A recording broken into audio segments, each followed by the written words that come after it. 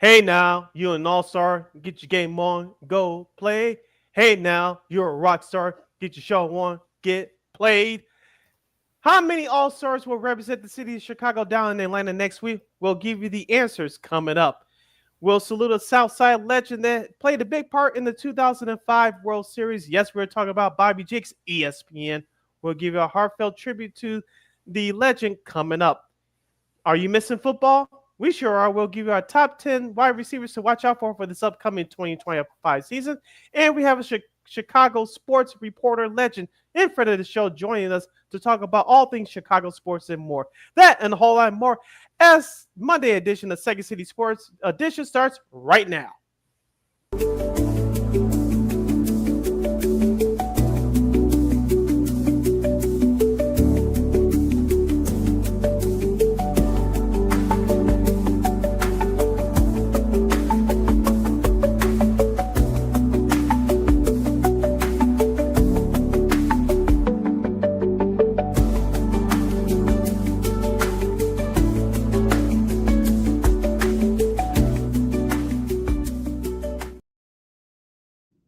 My apologies to Smash Mouth for trying to ruin their big hit from back in the day, but we're entertainers here, so that's what we do.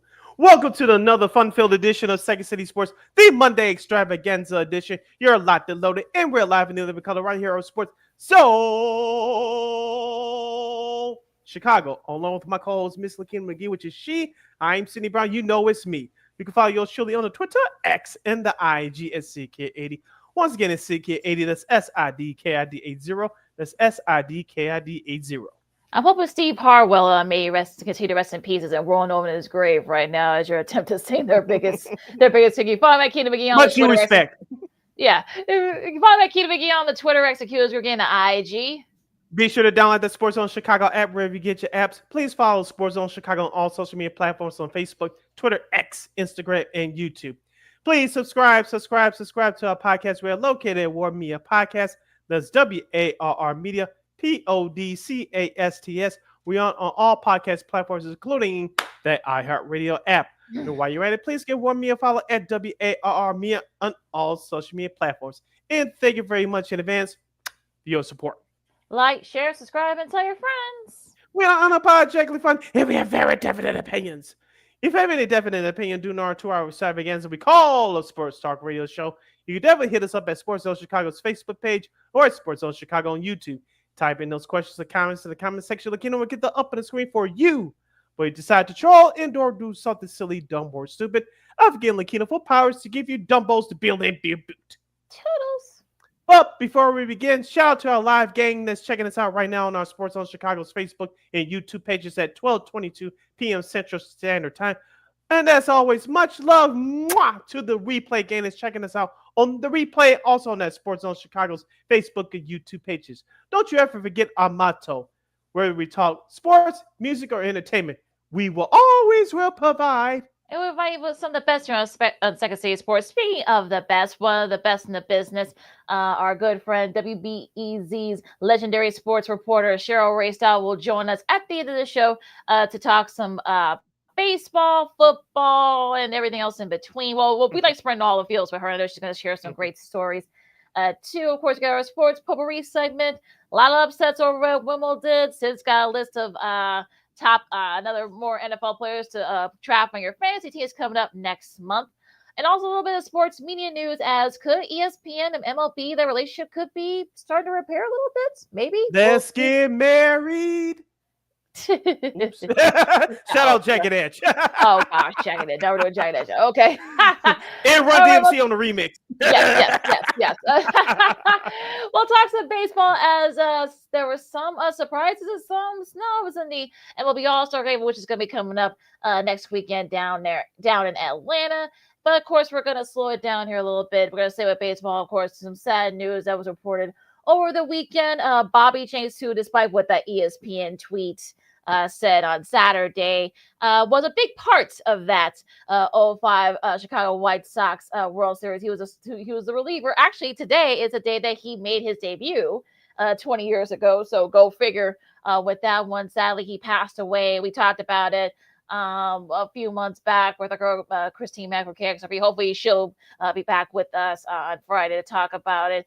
But James suffered from a rare form of stomach cancer. He was actually in Portugal getting treatment. Of course, we talked about some stuff he's been through the last few years, losing his house in the Palisades fires last year. Then had find out he had cancer. They had to go all the way to Portugal from where his wife's from for treatments.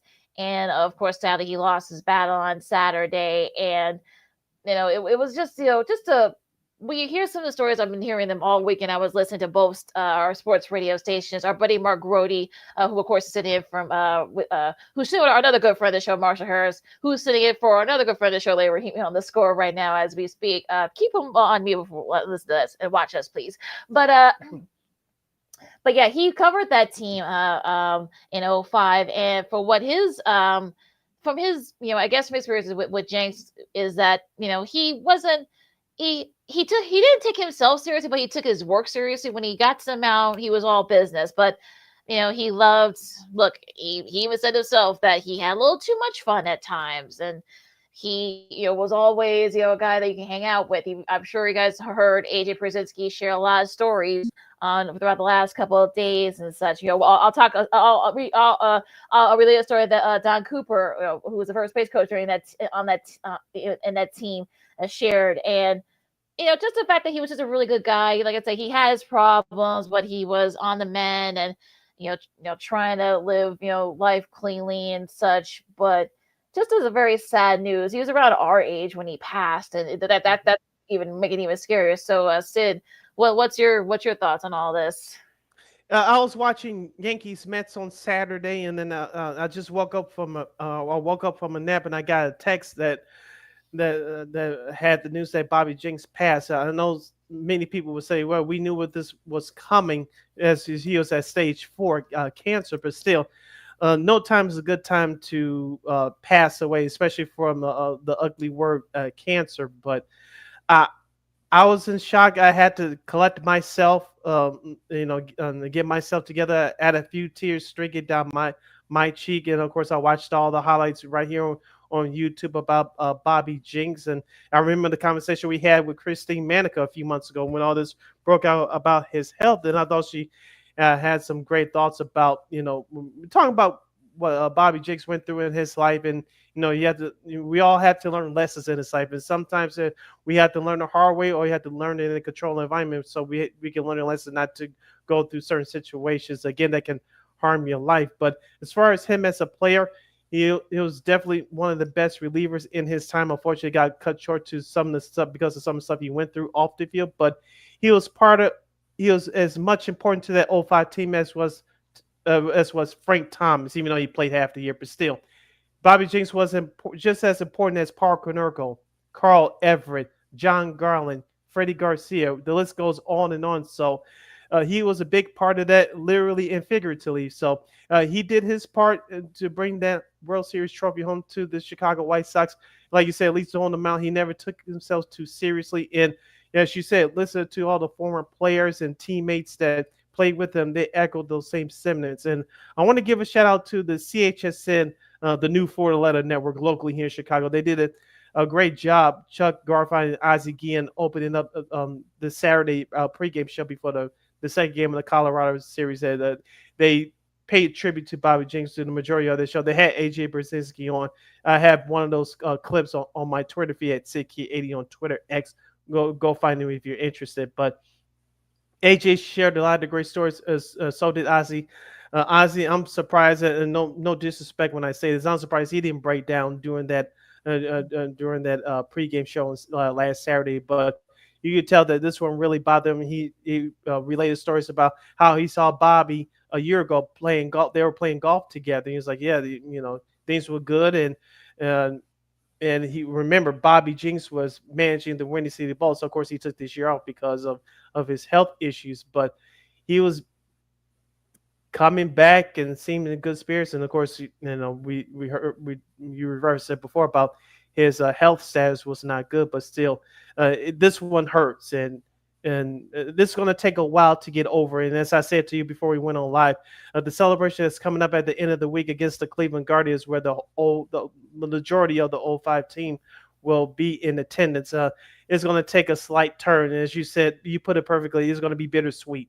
With Mark Burley getting his statue in right field on Friday, the whole team will be honored in next Saturday's game, and of course, the four horsemen, Mark Burley, John Garland, Freddie Garcia, and Jose Contreras, they'll throw out the first pitch for next Sunday's game. So it's going to be bittersweet. I'll plead this to White Sox fans. I know this is uncharted territory, but please, you want to pay your tribute to Bobby Jenks. I know many Sox fans, including yours, sure you have issues with management, with ownership and all that, but put that to the side. Honor Bobby Jenks, honor the '05 team. Sell out this whole weekend. Sell out Friday's game. Sell out Saturday's game. Sell out Sunday's game. I'll leave it at that. Yeah, and I think that he should definitely like I said before we came on, it's definitely going to be bittersweet because I'm sure there's going to be some tears and also some celebrations as well when he did that interview with our buddy Josh Fryman on of course WGN TV and their late night sports show GN Sports game night. He said that he was going to try and come to Chicago for that celebration that's coming up this weekend. And then we find out just a couple of weeks later that he passed. It just makes it even more heartbreaking. So, like you said, yeah, look, you'll go support that team. I'm sure there's going to be statues, and I'm sure there's going to be they already did a little video trip. I'm sure they're going to do it all week long because the Sox are home all week, before the break. So they'll definitely have a lot of things going on here. So yeah, and Bobby is survived by his wife Eleni, I should say, and their 2 kids, and of course he had 4 kids from a previous marriage. So thinking about them as well as the whole entire White Sox organization, also the Red Sox organization too, because he spent his last couple of years there as well. You're listening to Second City Sports on Sports Zone Chicago. We're paying tribute for this segment to Bobby Jenks, a former MLB star and part of the '05 World Series championship team for the Chicago White Sox. Here on Second City Sports on Sports Zone Chicago. You have any thoughts about Bobby Jenks? You can go to Sports Zone Chicago's Facebook page or Sports Zone Chicago YouTube. Type in those questions and comments in the comment section. Again, we'll get them up on the screen for you. Just a couple last minute nuggets before we head out for this bottom of the hour break. I tweeted at another good friend of the show, Miss Dion Miller. Remember, she interviewed him a few years ago. I had a chance to watch it again on YouTube. Go look for it, folks. And it still gave me chills back then and gives me chills now. I tweeted at her about that. She's like, it's the same, but it's just so sad that he's gone. That's what she tweeted at me, because she called him at the time. He was just starting his career as a manager with the Windy City Bolts. And it's just sad that the story wasn't finished, if you know what I mean, in terms of him really bouncing back. He was just on his way back when Dion interviewed him a few years ago. And I find it hard to believe that, and I won't say find it hard to believe, but I find it very ironic, and give credit to another good friend of the show, Nick Morowski. He's the host of the Good Guys Talk Back podcast right here on YouTube. Him and Pat has to do a fabulous job. He kind of reiterate what he said on his show last night. You find it ironic that the White Sox aired the second episode of the '05 Forever documentary, and it featured Bobby Jenks. Of course, they told the story about the "Don't Stop Believing" song by Journey, but most of that episode was focusing on Bobby Jenks. For those of you who haven't seen the episode, go to the Chicago White Sox official YouTube page, type in episode 2 of '05 Forever documentary, and you'll know what I'm talking about. I found it ironic, but in a good way. It turns out to be it was a tribute to Bobby Jenks now, knowing that what happened to him this past weekend. Yeah, it is kind of ironic that they did post that. Like, right, I saw the clip of it on YouTube. So I wonder if that was planned. But yeah, but absolutely. So yeah, I'm sure, like I said, they're going to be doing a lot of stuff all week long, I'm sure. And the Cubs did a very classic thing. We'll talk about that after the break. But yeah, hopefully, hopefully the White Sox fans will show up this weekend. This whole entire week before the All-Star break. If anything, I'm sure you're going to see a lot of Bobby Jenks jerseys all around G-Rate this week. You better believe it. All right, you're listening to Second City Sports on Sports on Chicago. Sid LaKeena here with you. We'll get back to the business of baseball following these messages. How many Chicago All-Stars will represent the city of Big Shoulders down there in Atlanta next week for the All-Star game? We'll give you our answers coming up. The best and worst from the weekend around MLB, the New York Yankees in their long losing streak. While one team that we thought was coming up, they fired their manager and their GM. We'll give you the details about that, and we'll give you the matchups to look forward to for this upcoming week in Major League Baseball. I'm Sid. That's LaKeena. You listen to the Monday Extravaganza of Second City Sports right here on Sports Zone Chicago. Keep it here. Hey, it's your boy, the Super.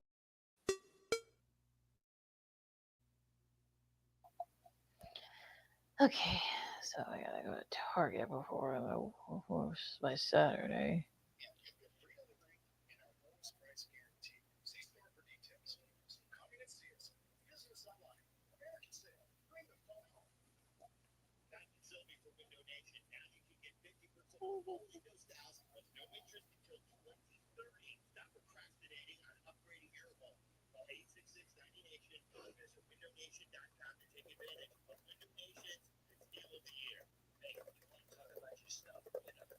Well, they told him he's going to the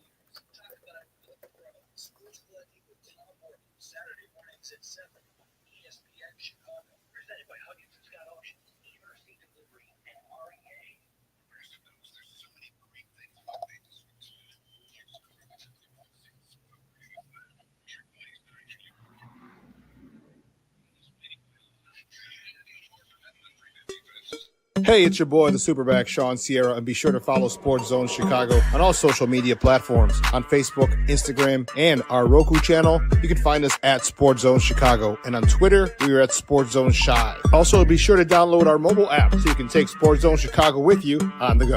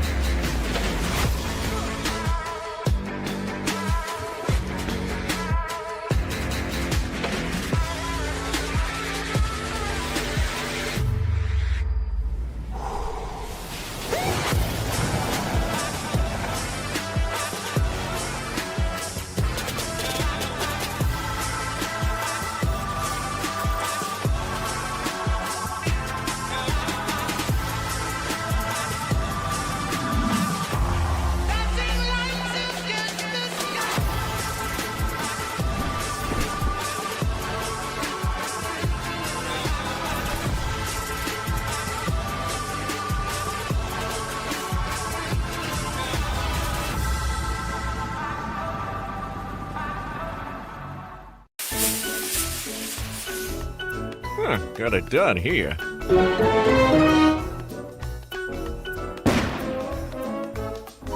Ouch!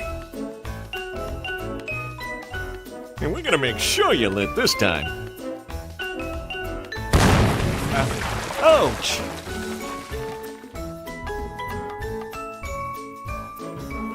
You're not gonna get me this time. Ow, Manny! Whoops!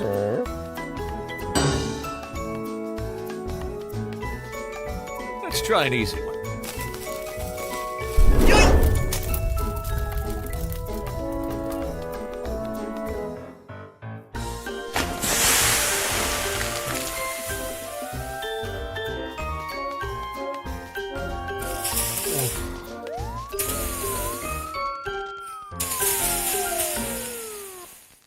Every day, we take steps to keep the people we love safe, but some health risks are easy to miss. Ticks hiding in the yard can spread germs, like the ones that cause Lyme disease. Mice searching for food can spread bacteria that makes us sick. Mosquitoes lay eggs in standing water and can spread West Nile virus and more. Cockroaches are drawn to water in the home, leaving behind allergens that can trigger asthma attacks. Common pests can threaten our health. Learn how to protect your family at pestworld.org. Hey, this is Corey McGetty, and I listen to Sean and Maya on the morning show.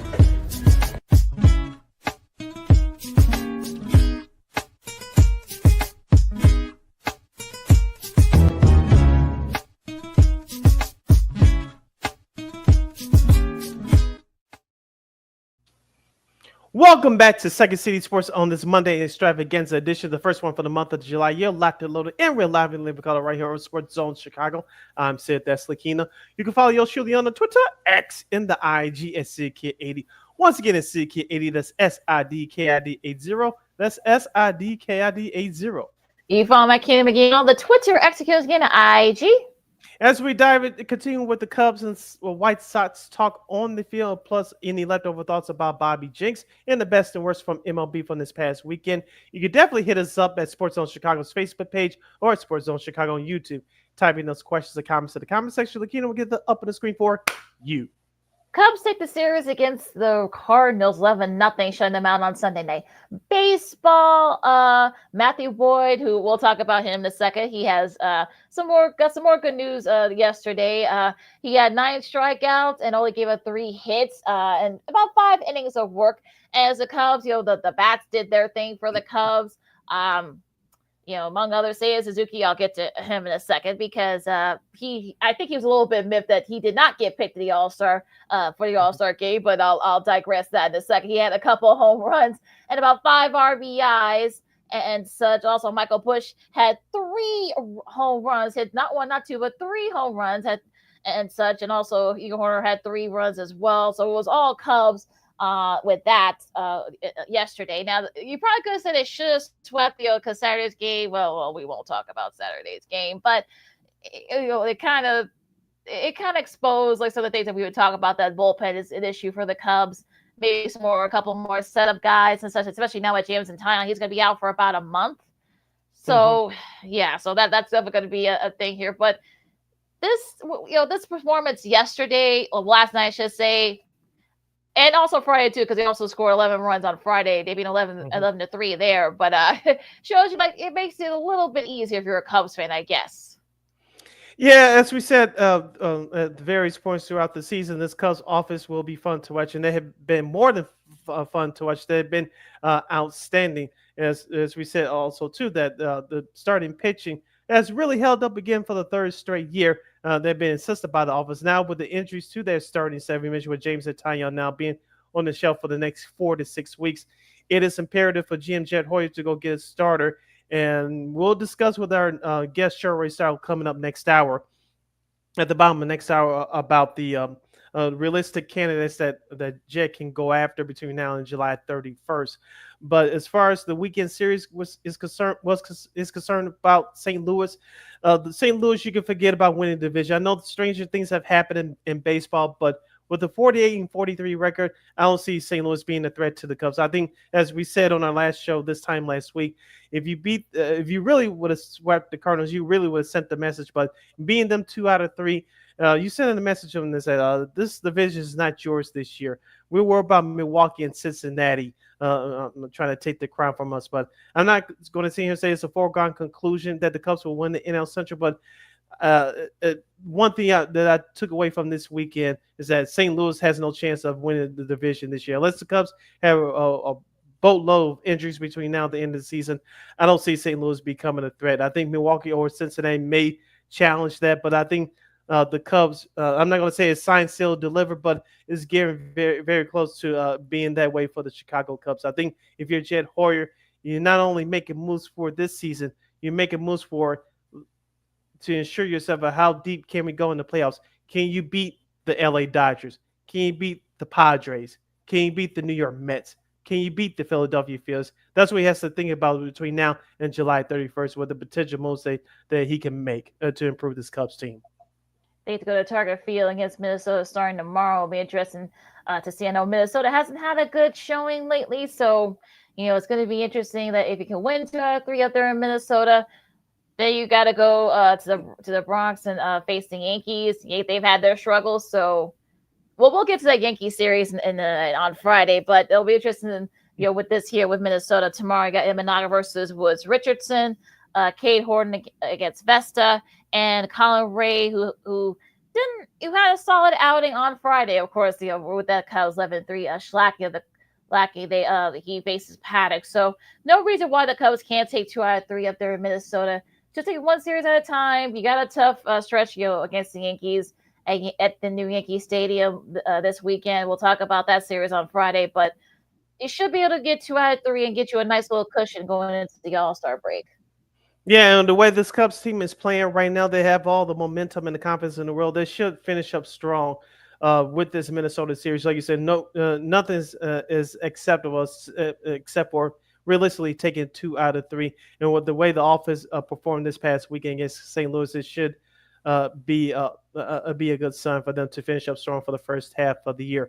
I want to talk to you about Seiya Suzuki. I said it to a couple of folks on X yesterday that he got screwed for the All-Star game. You can make a case for Michael Busch. He made a late push, but I think Seiya Suzuki has a much bigger case because he's in top 5 in home runs, top 3 in extra base hits, and he's top 5, I believe, in on-base percentage as well. So, LaKeena, how did this happen? Outside of the fact that, and this has been a rule forever, and I hate this rule. I tweeted this at somebody this morning. Why does baseball have a rule that every team must be represented? Not all bad teams have a worthy All-Star player. They don't. You really gonna sit there and tell me that the Colorado Rockies have a player that's worthy of an All-Star spot? No. Well, also you forgot tell me that the Miami Marlins deserve an All-Star this year? No. Well, you've also forgot that Seiya also leads the league in RBIs, so you forgot that part as well. Well, and also shout out to David Cohn, of course, who does Sunday Night Baseball for ESPN. Seiya actually hit one of his home runs as soon as he said, well, maybe he should be in the home run derby. I know Carl Rabbit said, well, he should be in the All-Star game. Mm-hmm. Well, he hit a home run. I think they still haven't found that ball yet. So, and David Cohn, said, hey, my work here is done. So good night, everybody. And I think I think Seiya was just he didn't say it, but I think he was a little bit miffed that he didn't call as an all-star reserve. We'll get to that in a little bit here. But yeah, I think he wasn't very happy, I guess you can say. I think he kind of let his bat do the talking there, and that's good on him. So it'll be interesting to see what happened, why that is. It's like that silly rule they put in about a decade ago. That, every team's got to be represented. No, they don't. And thank you. And it's just it's kind of silly to say that. Look, James Wood, of course, for the Nationals. Yes, he's their best player, but again, no shade. But he doesn't need to go to the All-Star game. Hunter Goodman, I know he's one of their young guys that they got on the minor league system for the Rockies. They drafted him a couple of years ago. He's been pretty good so far. One of the few bright spots of that Rocky squad. He does need to go. So I just think I'd say it's gonna get it. I don't know how, but someone's gonna get injured or something. Maybe somebody might get sick or something. I think he will get in. He'll probably get into the home run derby. Next week, but it's just like really, really baseball. But I digress. We do like to say congratulations to Matthew Boyd, the 34-year-old journeyman who signed with the Cubs this year. He's going to the All-Star game for the first time in his career, as I mentioned, at the age of 34. You mentioned he struck out 9 batters from the Cardinals in 5+ innings last night. I told you, LaKeena, at the beginning of the year, I'm not going to sit here and lie and say I thought he was going to become an All-Star. No. But I told you at the beginning, I saw his first start against San Diego back in April. And I said, you may have something here. Well, let's watch him, see what happens. But if you paid attention to us for the last 2 or 3 weeks, I said Jameson Taillon, I thought he had a shot at representing the Cubs at the All-Star game for the starting staff. Of course, he lost his last 2 starts before he got hurt last week. But Matthew Boyd was the next one up. And finally, he got rewarded. He's now 9-3 on the season. He's going to his first All-Star game. Jed Hoyer, give him credit for finding him on the quote-unquote scrap heap after being on the Cleveland Guardians last year. That team made it all the way to LCS last year. He's bounced around a little bit. He was with Seattle and other places throughout his career. For this year, he's found a home in Chicago. Now he's going to represent the north side of the All-Star game. You like these kind of stories, right? I mean, 34 years old. He was a big part of the Guardians making it all the way to the ALCS. But he, like you said, he's kind of bounced around a little bit. But he's kind of found his groove now that he's with the Cubs. And he said on his Twitter account, he said, look, I wouldn't have gotten this far if it wasn't for the people around me, for the Cubs believing in me. So, Jed Hoyer, good on him. He found kind of like I don't want to say a diamond in the rough because he's been around about 10, 12 years. But to see, guys that, that kind of sort of been bounced around, but kind of found, his calling in his group the last few years. The wicked sliders yesterday, he had a couple of strikeouts. I think some of the guys were kind of just like looking, about some of the Cardinals players. So he kind of let them kind of wondering. But yeah, so he's one of the guys that kind of kept things afloat for that that pitching staff for the Cubs with the injuries to Shota. He's starting to find his groove back, and of course now with Tyon being out, he's been one of the guys that kind of has, to his credit, has kind of kept the Cubs afloat and has helped gotten that pitching staff going for them. So good on boy, he deserves it. He definitely earned, like I said on Twitter X yesterday, and hopefully he can put on a good show. Those couple of days that he'll pitch, in Atlanta. I don't know if you caught the video on the Cubs social media page. I know ESPN played it last night of Craig Counsell giving them the news that he was going to represent the Cubs at the All-Star game next week. His teammates were proud of him. They gave him almost like a 5-minute standing ovation. He was really surprised by it, and you could tell that he was extra pumped up by the way that he pitched last night. Definitely felt that he kind of felt like, okay, like I don't think if he saw his reaction, I don't think he thought that he would make it to the game. So I think he was definitely definitely surprised and shocked in a good way by the news. And Alvin Kamara, is safe to say, well, he won't be going to any All-Star game anytime soon. That pitch was it made 50 cents. Well, shout out to Visa, he actually turned 50 yesterday. Go figure with that one, but. He kind of like was just a bit outside, I guess, and then of course he'll take two. But he was on town for this weekend for the NASCAR. We'll talk about that at the top of the hour. But but yeah, it was not good. Which is crazy because he played quarterback in high school. I'm talking about Kamara did. So I don't know, maybe he has a sort of. As the late great Bob Uecker said in the movie Major League, just a bit outside. Just a tad. I was listening to Second Scene Sports on Sports Zone Chicago. LaKeena, McGee, Sidney Brown with you. We're talking some baseball here. Now the White Sox, look, they had a nice show. Okay, yes, it's Colorado. They lost a tough one yesterday. They didn't get this week, but they did win 2 out of 3 there. So, but also too, shout out to Shane Smith. He makes it as a reserve for the All-Star game for the AL. And I have to say, I think if anybody was going to get a shot, I think Smith. I know he has had a couple of bad starts in the last month, but he's been pretty consistent. So, and he's also a Rule 5 guy, so you don't really see a lot of Rule 5 guys make it to the All-Star game. So good on him. And I think he definitely deserves it. Now, as far as the White Sox, I mean, like I said, we're in the fun bad part of the rebuild. So we're in that stage now. And of course, they play the first place Blue Jays starting tonight. So we'll talk about them in a second. But yeah, what do you think about that Sox Rockies series? Shout out to Costa Montgomery, who made his debut over the weekend. 5 hits in 24 hours, including an amazing catch last Friday, coming out of the infield, almost like a 360 one-handed catch. That was amazing. But as you mentioned, the White Sox offense, high ironic without Luis Robert Jr., who's still hurt, and they scored double-digit runs on Saturday.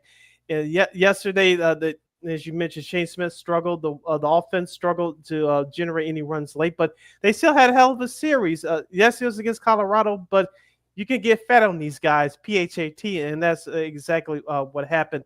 Going back to Shane Smith, he makes history with the first All-Star rookie pitcher to make the All-Star team for the White Sox. He joins this group as White Sox rookie All-Stars. Jose Abreu in 2014. Ron Kittle, 1983, the winning ugly team. 1969, Carlos May. 1956, Tommy Agee. 1951, Jim Busby. In 1951, the late great, I'm glad he's in the Hall of Fame now, even though he's passed on, the late great Minnie Minoso. Oh, that's not a bad list to join in. So that's the only rookies to make the All-Star team representing the White Sox. Pretty good list there he joined. So like I said, Smith, you won't see Smith until Friday against Cleveland when they start their that 4-gamer, but their second game of that 4-gamer. But definitely earned that spot. Now, as far as the Toronto series, which starts tonight, you got Berg against Jose Barrios. Let me just see what happens there. Savale versus Bassett on tomorrow, and on Wednesday, which that game will be on the MLB Network. You got Hauser versus Lauer, so that should be an interesting matchup there. So we'll see if the Sox can win just one of these games against Toronto. I know they've been on a heater lately. I think you'll take if you're a White Sox fan, but it's going to be interesting though. Maybe they'll play Inspire, with the Jenks, with all the tributes to Bobby Jenks and stuff. Maybe they'll feed off that. We'll see. Yeah, I'm interested to see how Sean Burke how he pitches tonight. I know we weren't on the air over the weekend because of the holiday, but he pitched his ass off in that game last Wednesday against the Los Angeles Dodgers. Of course, the White Sox led it 4-2, and then of course the bullpen and of course rookie closer Grant Taylor helped let that lead get away. But Sean Burke pitched his tail off, and I want to see if he get if he lets that last start affect him, or like you said, will he come out with a different mentality, especially with the whole news of the Bobby Jenks passing. Well, they're inspiring him tonight. So Sean Burke has been pitching better these last 2 or 3 starts. Hopefully he could continue it tonight. You mentioned we'll get to Toronto in just a second, but with the White Sox playing better competition at home for this week, Toronto through Wednesday, of course, the 4-gamer against Cleveland coming up starting on Thursday. The White Sox should get a little boost, not just with Sean Burke tonight, but with Adrian Hauser as well. Now you can make the case for Adrian Hauser being the lone White Sox representative at the All-Star game next week. You could have made a case for him. I know some people say Miguel Vargas. Sorry, you hitting the buck 218. No, Miguel Vargas. Nothing personal against him, but no. May was your only good month, and you struggle in the month of June. No, thank you. So the White Sox have a representative, Shane Smith. That was the correct choice. So I'll leave it at that. But as far as the rest of the White Sox are concerned, hopefully that you can continue to see growth out of Costa Montgomery, even though he just got to the big show. Hopefully you see growth out of Chase Mondroff, who had another RBI yesterday. Kyle Teal and Edgar Carroll, to continue to see growth within these young guys and get them at bats to see who's going to be here for the long run. Josh Rojas, he made a bad error in that series, the third baseman for the Sox, but he came back strong yesterday with a good defensive performance. Lenine Sosa, he has a hole in his glove, but you got to find room for his bats in this lineup. I don't know where that's going to come from. Well, we'll see how manager Real Venable handles that. So for these young guys to get some looks, more at bats, that's what the season's about. And you saw some of that over the weekend at Colorado. Speaking of Toronto, they've won 8 in a row and 10 of their last 12 as they swept both the Yankees and the Angels last week. So they've been pitching very well. So, Bichette's been hitting the ball well. So has Vlad Jr. The pitch has been really solid as well for Toronto. So they've passed the Yankees. They're now up 3 against the Yankees and the Rays. Now the Yankees did salvage a win against the Mets. So, I guess you could say that a little bit of, kind of a little bit of a boost there. We'll see if they can build off that. They got a tough series coming up starting tomorrow. Now, Detroit, they've swept the Guardians, and this game was interesting yesterday. It was, I think this game yesterday, if you guys didn't see the game now, that Detroit did win 7-2 in 10 innings, but here's kind of how it kind of all started. Now it was a solid pitchers duel there. Skubal got another win there as well between him and Gavin Williams from Cleveland. It was actually, y'all didn't think enough. It was actually no score in the 7th. Cleveland scored a run in the 8th. But then, the Detroit tied at the top of the 9th. Detroit ended up scoring 6 in the 6th. Scoring 6 in the 10th inning, and of course they ended up winning it 7-2. So, but yeah, I mean, they did. The Detroit. I guess you could say that. I don't want to say the division's over, but it kind of is. They're up 12. I will. I told you when the season started that the only AL Central the AL Central division winner will represent this division in the playoffs. That's the Detroit Tigers. What I saw this past weekend against the Guardians, Detroit made sure my prediction is going to come true. We'll get to Minnesota in a second, but Cleveland, you can forget it this year. You might as well back up the truck. Emmanuel Clase blew a save again yesterday. I think he has some value out there in the trade market, and the question is who's going to acquire him for the services if the Guardians put him up on the market. As we talked about with Detroit, their offense is heating up. Riley Green, Spencer Torkelson, Kerry Carpenter, and of course, I like their closer, Will Vest, closing games. Their bullpen is very underrated, but very good. So Detroit is the best team in the American League, but they'll have their chances when they face the better competition later on this year. Real quickly, Kenny, you talk about Toronto. Kevin Gossman, who was the starting pitcher yesterday, he pitched his off yesterday. I know he didn't get the win, but he's been very good for Toronto in that starting rotation. And let's not forget about George Springer. He had a hell of a week last week in that Yankee series, in that Angel series as well. Yeah, that's where they've won 8 in a row and 10 of their last 12. Now in the West, the Mariners, they swept the Pirates. They also beat Paul Skeens. But unfortunately, the Astros swept the Dodgers. I don't think anybody saw that coming, including 18-1 shellacking on Friday. And Dodger fans we'll get to the Dodgers in a second. I know they're a little Dodgers fans as usual are a little bit miffed, but Houston, we'll see if Houston can kind of, if you're Seattle, you need to gain a game or two to at least have a shot before the All-Star break. So I think that definitely needs to be said there. Now going to the National, I know we're up against it. Going to the NL real quick. We'll start with the East. Real quick here, if my computer can cooperate. I know the Phillies got 2 out of 3 from the Reds. Like I said, the Mets, even though they did have a rough week, they did get 2 out of 3 from the Yankees. So, we'll see if they can kind of, see if they can kind of maybe get it going there a little bit.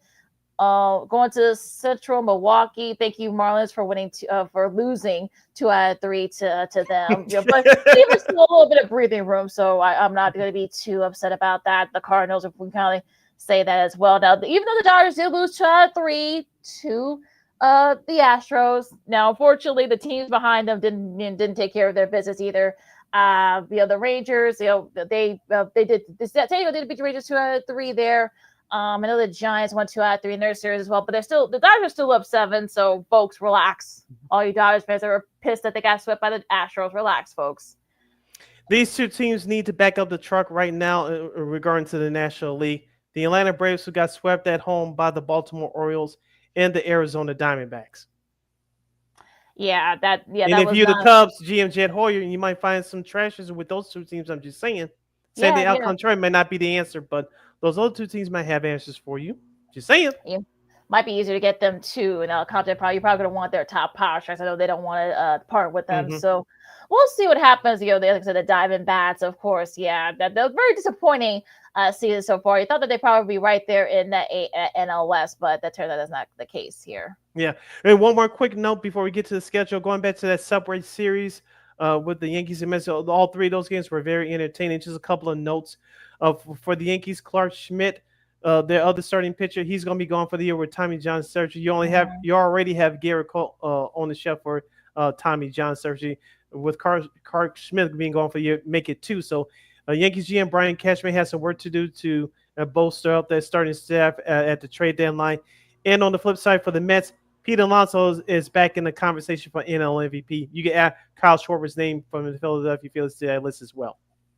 Zach Wheeler had a great outing yesterday to help the Phillies seal that series. So, so very interesting there as well in those divisions. Now going to this week's schedule, Tampa Bay and Detroit. The first game will be on FS1 at 5:40 today.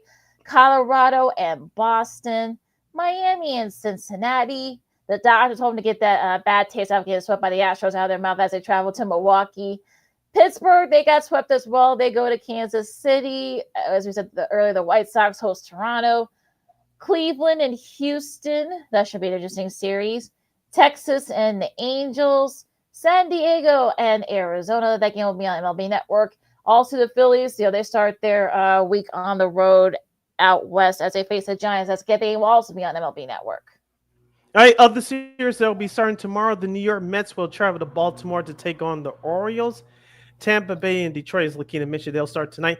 LaKeena's other favorite team, the Seattle Mariners, they'll start their East Coast road trip. They'll take on the New York Yankees.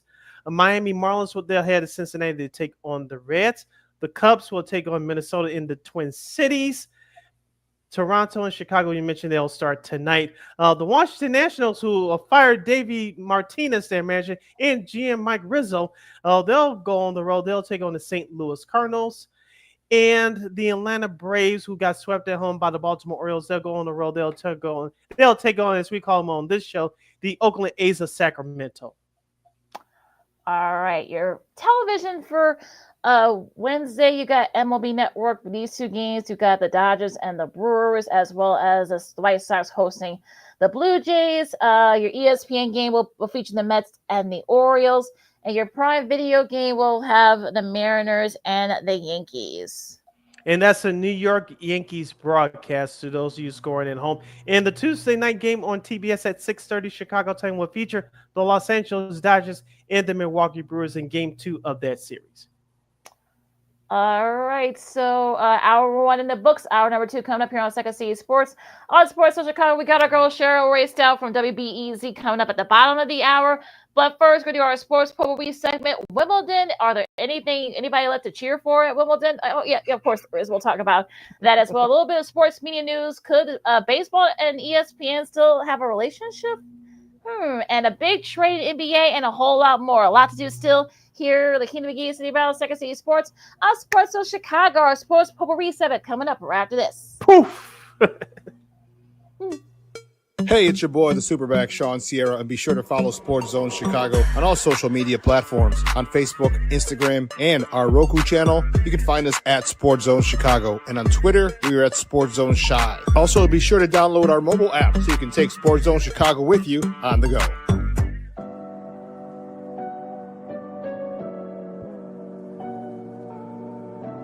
How do you take care of your mind health?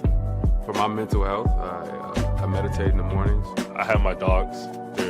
They're the best. I just find ways that help me just relax. Finding things that make me happy, like being close to my family. I meditate a lot and read books.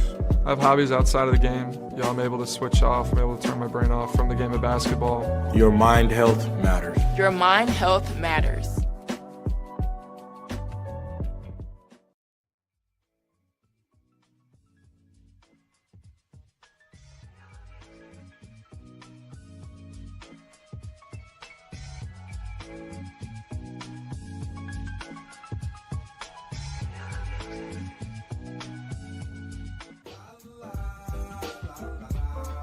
It's a romance sport. What? It's a romance sport like that.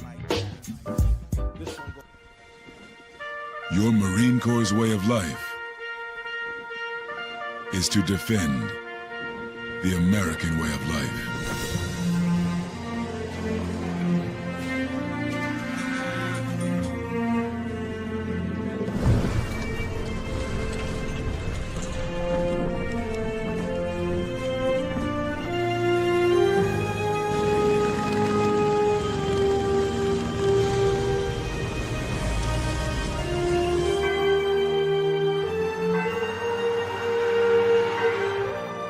Every day,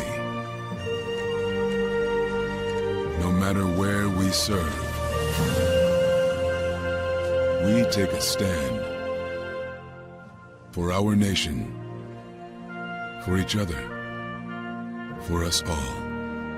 The few, the proud, the Marines.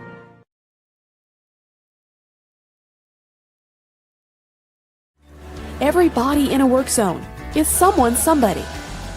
This is my mom. She works for KDOT. This is my dad. This is my mom. This is my daddy.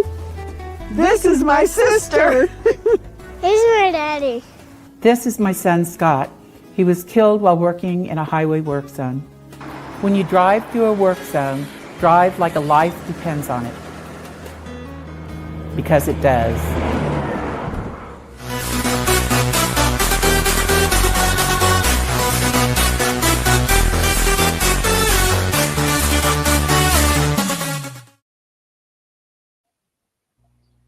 Welcome back to hour number 2 of Second City Sports on this Monday extravaganza edition, the first one for the month of July. You're locked and loaded and we're live in living color right here on Sports Zone Chicago. I'm Sid, that's LaKeena. You can follow yours truly on the Twitter X and the IG SCK80. Once again, it's SIDKID. That's SIDKID80. That's SIDKID80. And you can follow my Keena McGee on the Twitter X again, IG. You have any questions or comments for us during our sports potpourri segment. I know we're doing it a half hour early, but if you have any questions or comments that we had of any of the topics that we discussed on the show thus far, you can hit us up at Sports Zone Chicago's Facebook page or at Sports Zone Chicago on YouTube. Type in those questions or comments in the comments section. LaKeena will get the up on the screen for you. Let's start in the NBA as a big trade came down the pike earlier this morning. The Clippers, Jazz, and the Heat, they all were involved as Norman Powell, the talented starter from the Clippers, he goes to Miami. John Collins, he goes to the Clippers. Kevin Love, Kyle Anderson, and a 2027 Clippers second-round pick, they go to Utah. And what's interesting here is, of course, Powell will be a big part of that nucleus down there in Miami. Collins could be at a nice depth that they really need over in Los Angeles. I don't know what the heck Utah's doing, but you get Kevin Love, who still has people that he's still playing, and Kyle Anderson as well, and they get a future draft pick. So, kind of interesting trade, to say the least. Yeah, you kind of took the words right out of my mouth when I saw this. I said, one, Danny Ainge is trying to accumulate all the picks like GM Sam Presti's doing with the world champion OKC Thunder. Number two, Kevin Love, I did not see him playing with Utah. When he's going to ask for his buyout, that's question number two. You mentioned now with point number three, Norman Powell, who was a borderline all-star last year for the Los Angeles Clippers, he's going to help out the Miami Heat. My only concern with the Heat is, are they still in the running for Giannis if he decides to not stay with the Milwaukee Bucks? I'm sure there's another move coming for Miami. We mentioned with Norman Powell last year, he was a glue piece to Kawhi Leonard, and when Kawhi Leonard's minutes restrictions were taken off following the All-Star break, he helped out Leonard and James Harden last year, and he was one of the top three-point shooters in the league percentage-wise. So you mentioned with Powell, he's going to help the Miami Heat squad a lot. I just think that's another move for the Heat coming. Where is it coming from? I don't know. Pat Riley has a lot of work to do, but Kevin Love, when he's going to ask for his buyout, because I don't see him playing with the Utah Jazz. I don't. No, I don't think so. I think he's going to want to. Where will he go when he does? I'm sure he is going to ask a buyout because no shit to Utah, but they're not ready. I think they got to get a young squad there. So I seriously doubt that they're going to do that. But he'll be playing a single minute for the Jazz. We'll see. But yeah, I think it's an interesting trade. Like I said, they get he get Powell. It said Collins could be a nice forward up front. With the Clippers, and I don't think I can't see Anderson playing for Utah either. So we'll see, but it's gonna be kind of interesting to say the least to see what happens between these three teams coming up. Yeah. Real quick before I forget, shout out to our guy Brandon in the chat. We're sending our well wishes to the folks in the state of Texas. They're supposed to get more rain. I know they had over 865 people being rescued. I know the death toll is over 80 plus, unfortunately, but we're sending our love to all those folks in Texas, and hopefully you guys can get back on your feet real soon. Now, bringing the no trade situation back to our home team, the Chicago Bulls. LaKeena, how much is Josh Giddey worth? Is he worth that $30 million? Because I see the same scenario that we talked about a few years ago where Zach LaVine, he got that $215 million contract. We understood why the Bulls had to do it, but I wouldn't have paid Zach LaVine that money back then. Could they be on the same path again with Josh Giddey? I know that's what the market's telling Mr. Giddey that's what he's worth, but will the Bulls make that same mistake again? It'll be interesting to know what's going to be the asking price for him. Like if the Bulls are willing to make that offer, because I think you don't want to get handcuffed and such. Because if you do sign Gates that big contract, where does it leave Kobe White? Because this season coming up is going to be the last year of his current contract. So you think he's going to want to get some money as well, especially if he has a big year next season. So this whole thing is really kind of starting to get a little bit. Things might get a little bit messy here in Chicago, but going to be interesting to see what happens. But definitely something to watch out for. I'm sure we'll see if they do come into agreement before training camp. Yeah, because as we mentioned here on the show, the Bulls are in transition. They made it clear they're in a rebuild. Let's be real here. They're in a rebuild right now. The only pieces they have outside of Kobe White is Matas Buzelis and, of course, Josh Giddey. I know Patrick Williams is there, but do you really consider him a piece, one of the main pieces of your core? No, you don't. Maybe if the Bulls can make a trade between now and training camp, will Patrick Willis be included in the deal? Because if you put him out there by himself, the league is not going to give you a nice response regarding Patrick Williams. He is what he is at this point in his career. But if you put him in a package, maybe you'll get something for him. But put him out, Patrick Williams out there by himself, the other 29 clubs will give you a message, talk to the hand. Going to be very interesting though to see what happens with all this, because I think this is going to get a little bit. I know they've been trying to. They're going to try to trade P. Will, but I don't know if they're going to have anybody to do that. So, we'll just see what happens there. But it's going to get kind of a little bit testy over there with the Bulls. So we'll see there. Now, of course, the Summer League they're going on right now as we speak. I think the Bulls play their first game, I believe, Wednesday. So we'll get to see some of the young players. I think Mates is there as well. So we'll get to see. You'll probably get to see the Bulls actually can watch those games on ESPN, ESPN Plus, and also on NBA TV. So yeah, that's gonna be interesting to see what happens there. But going into where to go to next? Sports media news. ESPN and MLB could their part of the ways maybe a little premature. Well, according to Andrew Marchand from The Athletic, he said that they've renewed discussions for potentially to keep the network involved in baseball in some form. The folks will be mostly on local TV rights and parts of the old package. I think MLB saw those ratings and said because the Rays are up across the board with their Sunday Night Baseball. I'm sure they got big raise yesterday for that Cardinals Cubs match, especially with the Cubs being the Cardinals like they did. So I think they want to come back to the bargaining table, and we're just to see what if anything comes to fruition. I think this is a negotiating chip, obviously, with the ESPN that MLB is trying to use, because let's be real here. I think NBC will have a better package, because especially with their sports. Because let's run down the resume with NBC real quick. They have the Olympics, both the summer and the winter. Of course, the winter is coming up next year, and I believe the NHL players will be participating in that, so there'll be a big boost. They have Sunday Night Football. Of course, they have the Super Bowl for this upcoming year in San Francisco. The NBA is back, including the All-Star game, back on free TV.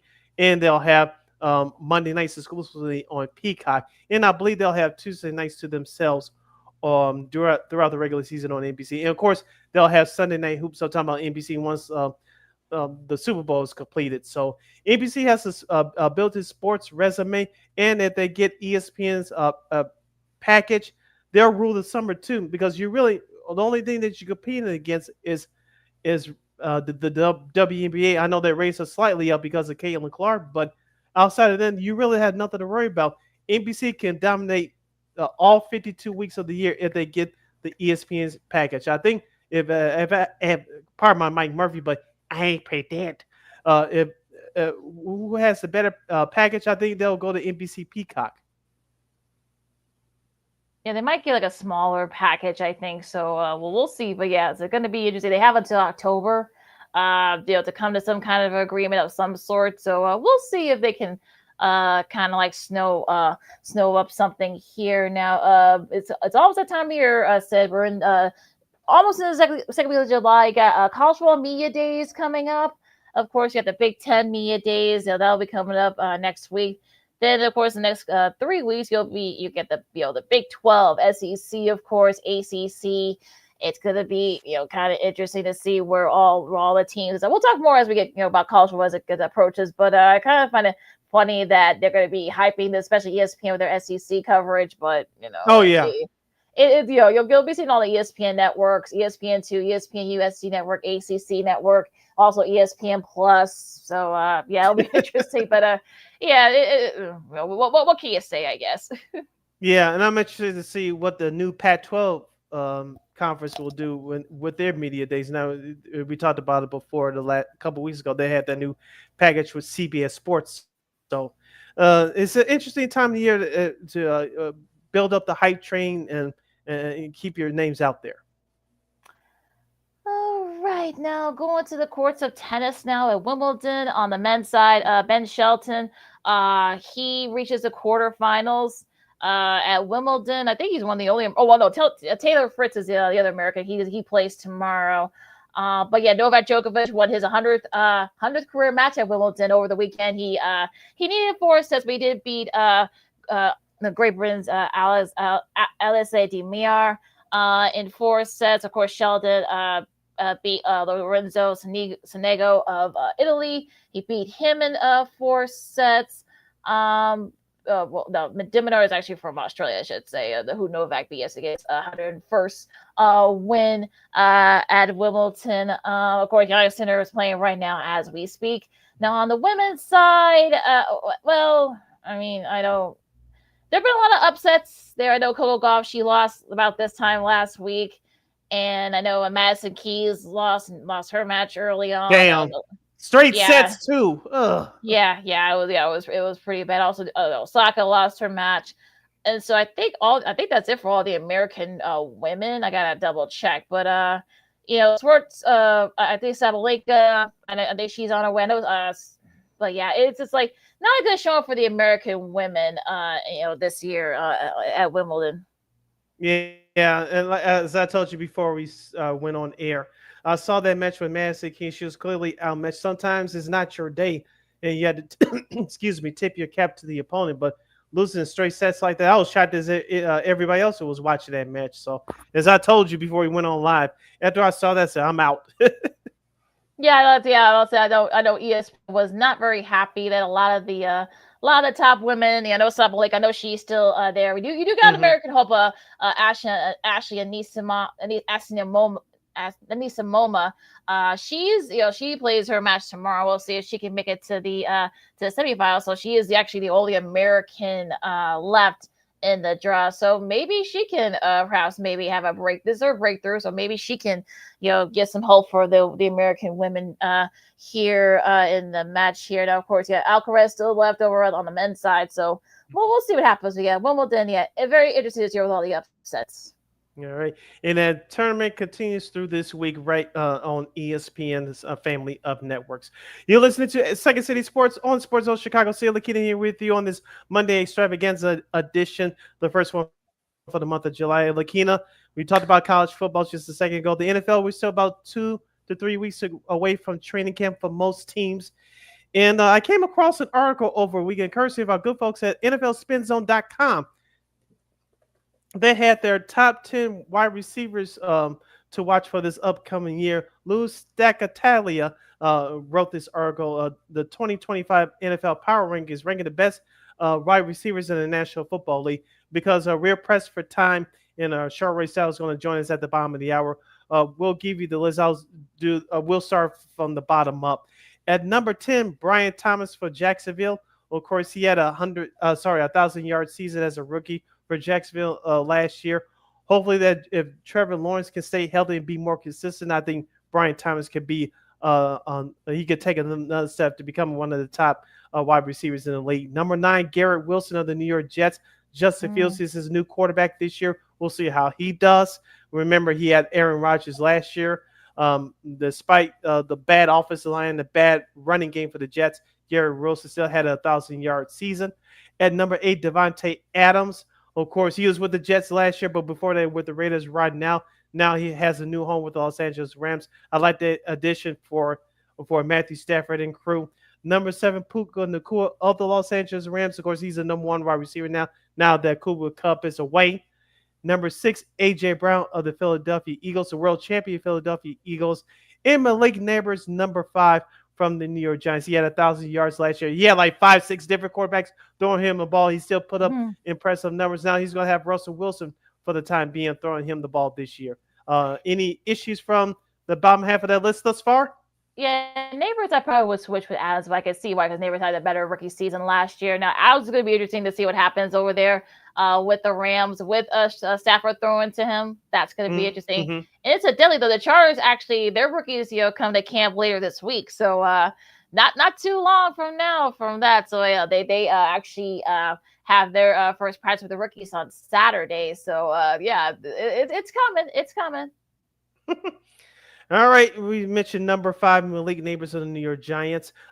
Number 4, Amon St. Brown of the Detroit Lions. Of course, he's been consistent over the last 2 or 3 years. Or Jared Goff's go-to target.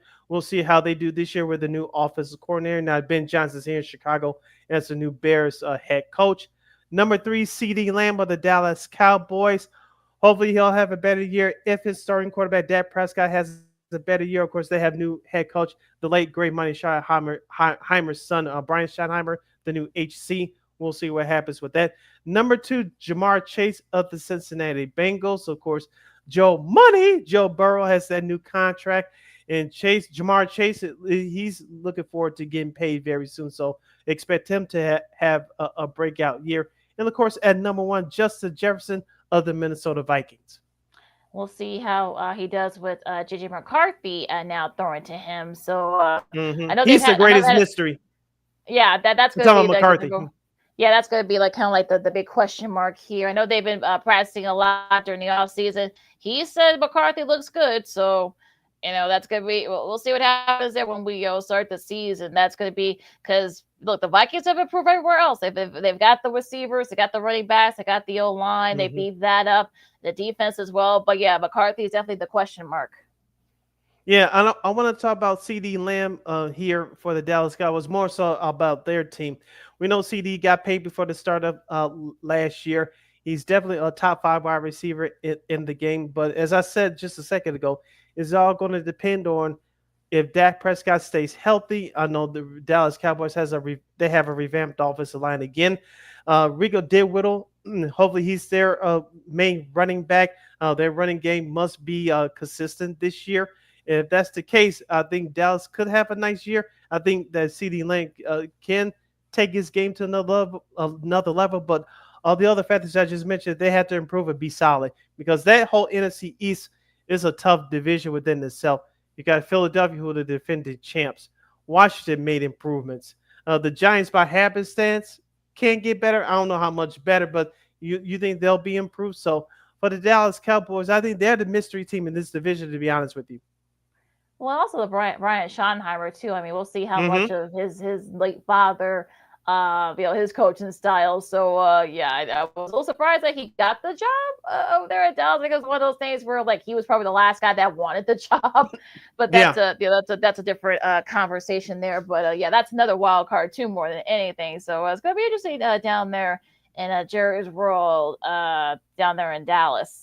Okay, and bringing it back home to Chicago, of course, no Bears wide receivers ended up on their list, on the NFLSpinZone.com's list of the top 10 wide receivers in the NFL. Now, as I said, regarding the Bears, we'll get into this more with Cheryl coming up following this timeout. But DJ Moore got that fresh paper before the start of last year. We all saw what he did on the field and off the field last year.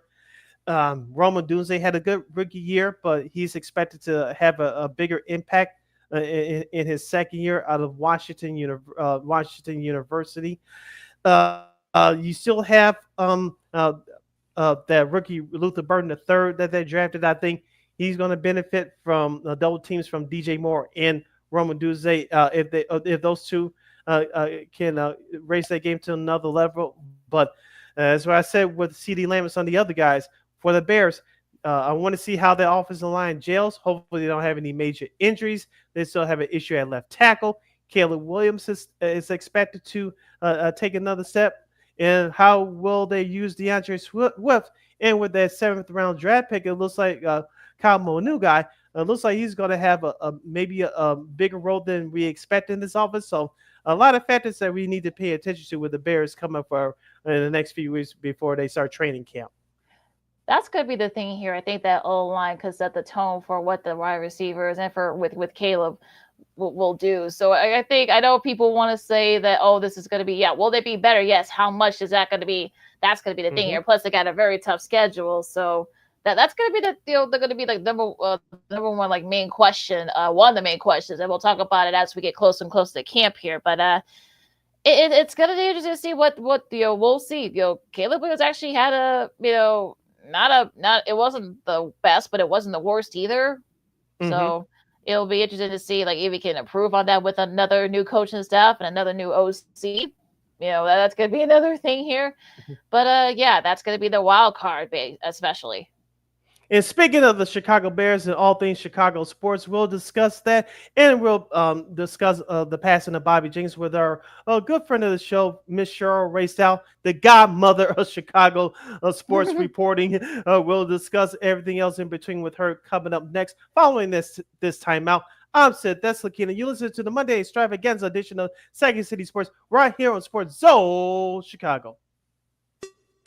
Hey, it's your boy, the Superback, Sean Sierra, and be sure to follow Sports Zone Chicago on all social media platforms on Facebook, Instagram, and our Roku channel. You can find us at Sports Zone Chicago, and on Twitter, we are at Sports Zone Shy. Also, be sure to download our mobile app so you can take Sports Zone Chicago with you on the go.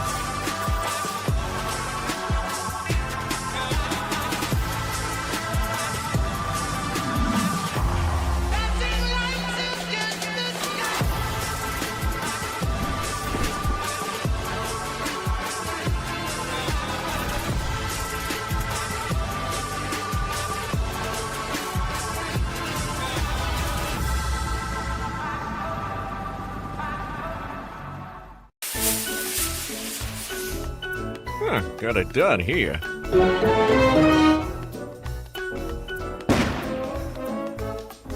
Ouch! And we're gonna make sure you lit this time. Ouch!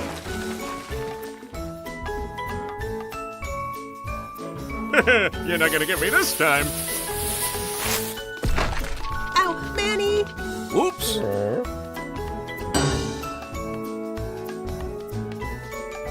Let's try an easy one.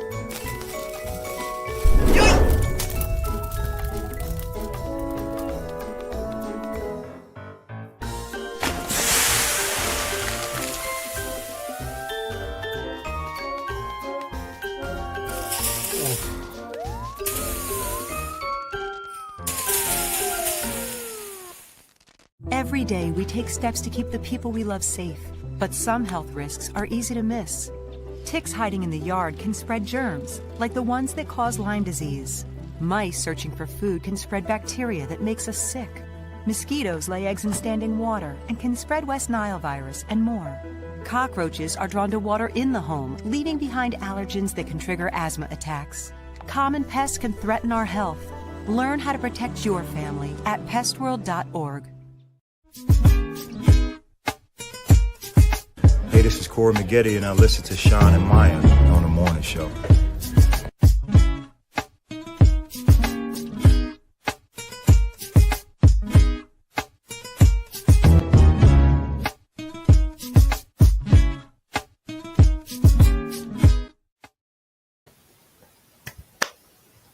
Welcome back to Second City Sports on this Monday Extravaganza edition. You're locked alone in real life in living color right here on Sports Zone Chicago. I'm Sid. That's LaKeena. You can follow yours truly on the Twitter, X, and the IG at SidKid80. Once again, it's SidKid80. That's SIDKID80. That's SIDKID80. You can follow LaKeena McGee on the Twitter, X, again at IG. As we close out the show for our last segment with one of our favorite people covering Chicago sports and more, if you have any questions or comments for us during our interview, you can hit us up at Sports Zone Chicago's Facebook page or at Sports Zone Chicago YouTube. Type in those questions or comments in the comment section. LaKeena will get the upper screen for you. Let's not waste any time, sis. She is a legendary sports reporter for WBEZ right here in Chicago. She is the fabulous, amazing storyteller. She is the one, the only, the fabulous Miss Cheryl Raye Stout. Cheryl. Yay! Uh-oh. Oh, she's muted. Is she muted? Uh-oh. Wait. Oh, no. Unmute.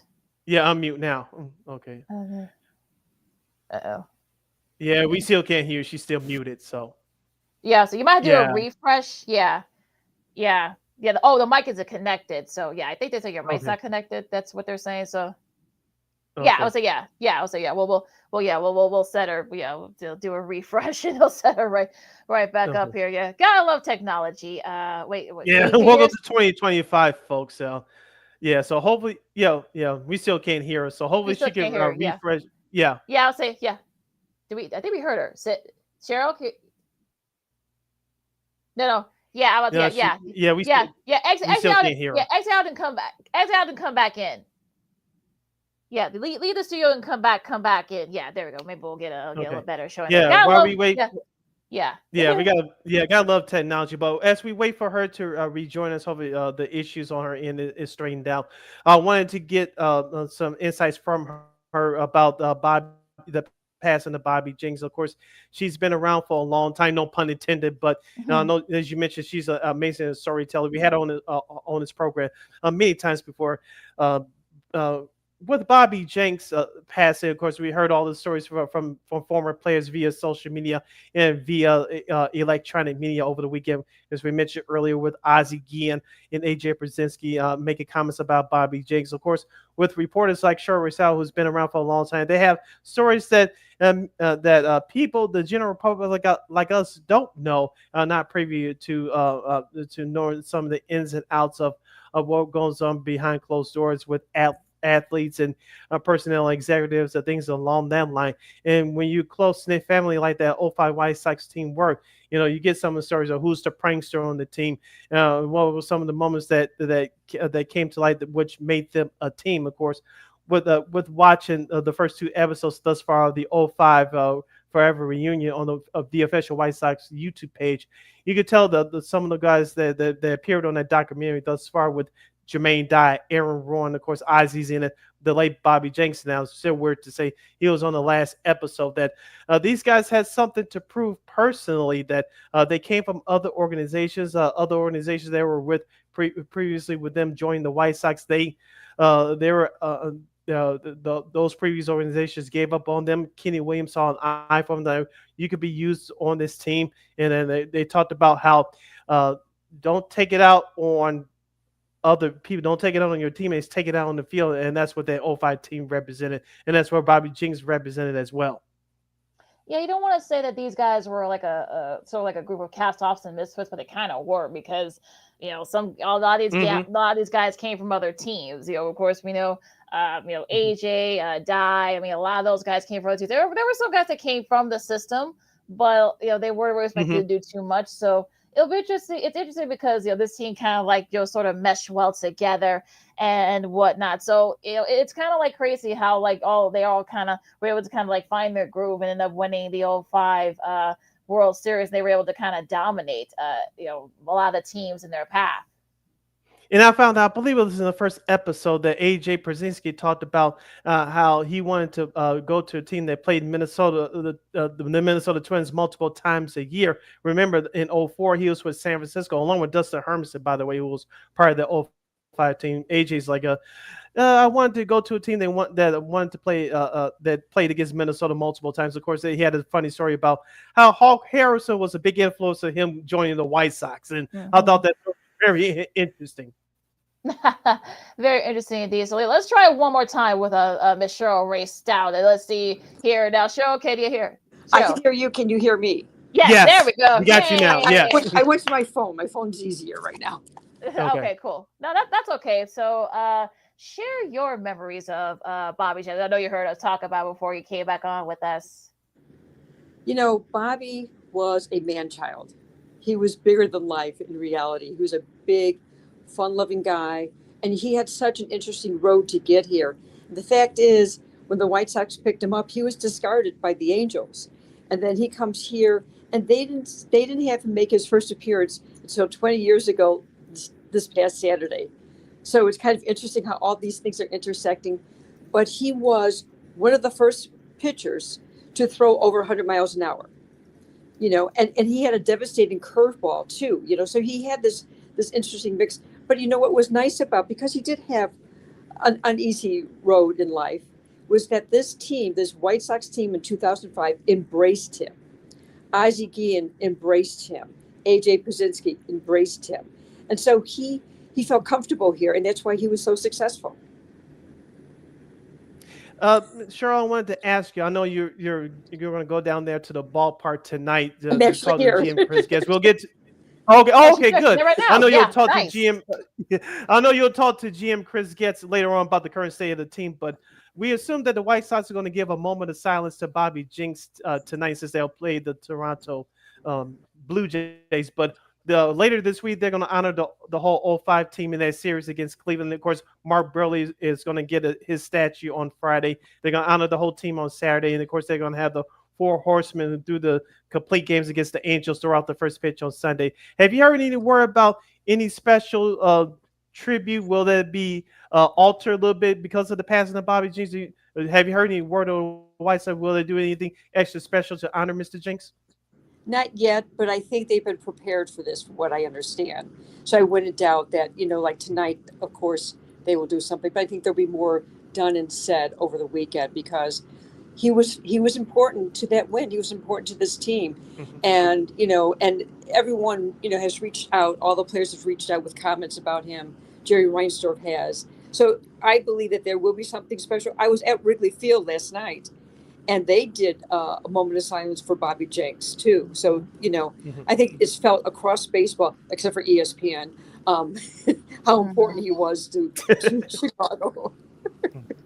Yeah.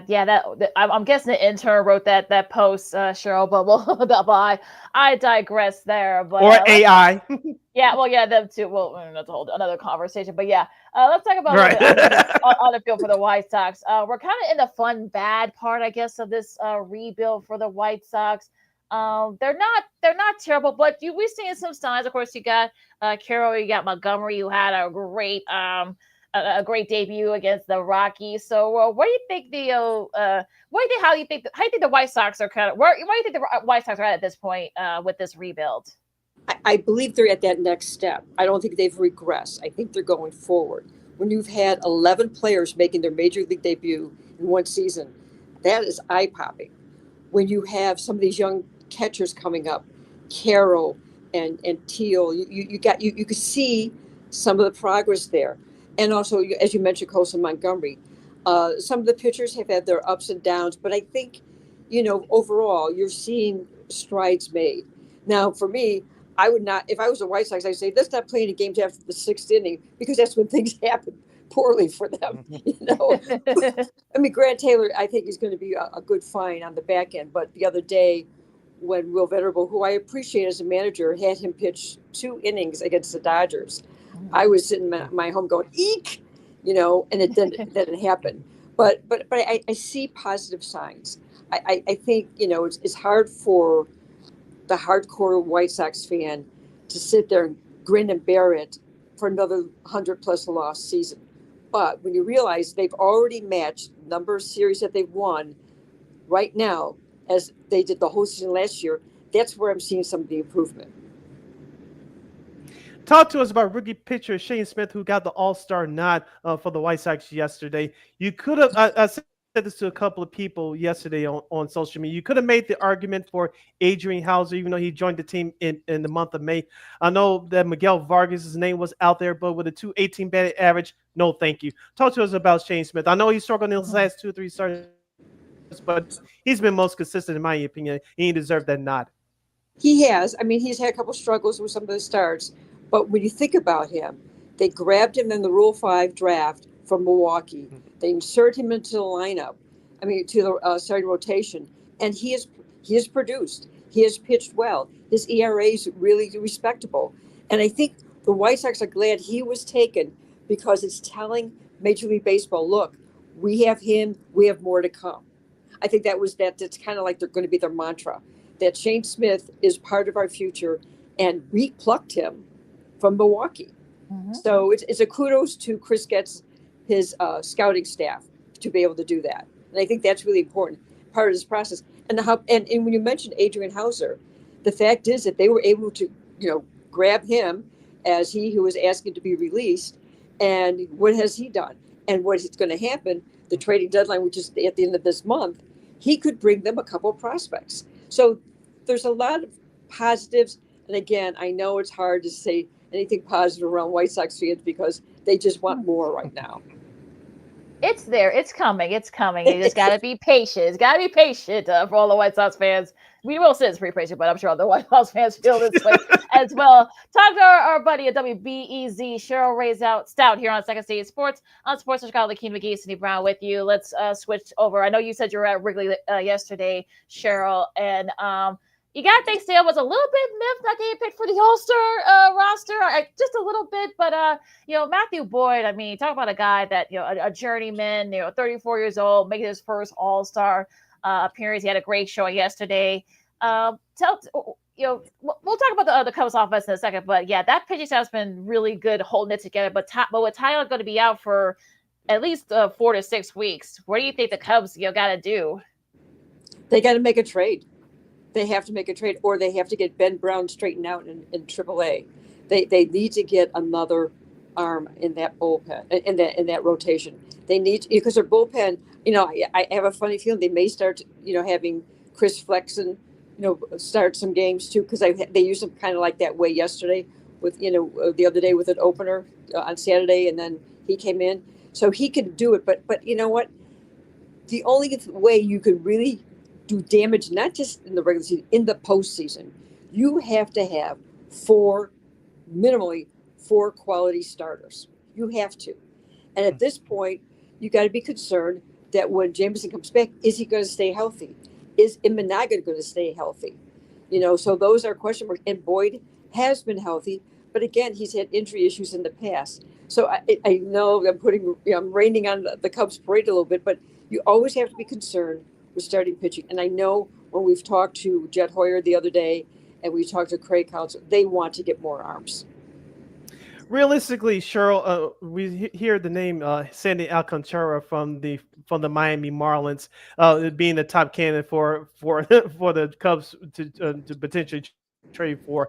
What other names that are out there that Cubs fans should be paying attention to? I have two. Realistically one, but I'll just throw these two names out there, especially if they follow the race. Nathan Eovaldi and Jacob deGrom, who was named to the All-Star team again for the Texas Rangers, assuming they fall off it. What are the names that realistically the Cubs fans should be paying attention to between now and the trade deadline to beef up that starting rotation? Yeah, I'm not sure. I don't really have that information in front of me. I really think they should talk to the White Sox about getting Hauser, at least for a secondary. That's the arm that I look at that is eminently available. And he's having quality starts. And they've done trades in the past. And I know from when I was talking to somebody that Jet Hoyer and Chris Getz have coffee up in the north side. So I wouldn't doubt that could happen. Yeah, look, it just might. I mean, we'll see. Now, on the hitting side for the Cubs, we know how great the offense is. PCA, Seiya, Tucker. PCA, do you think he definitely has a shot of perhaps getting the NL MVP if he kind of stays consistent?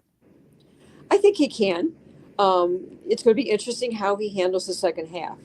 He's handled the pressure pretty well. I mean, you're talking about a guy that's got more than 20 home runs and more than 20 steals. He's a 5-tool player, so he's doing a lot of things very, very well.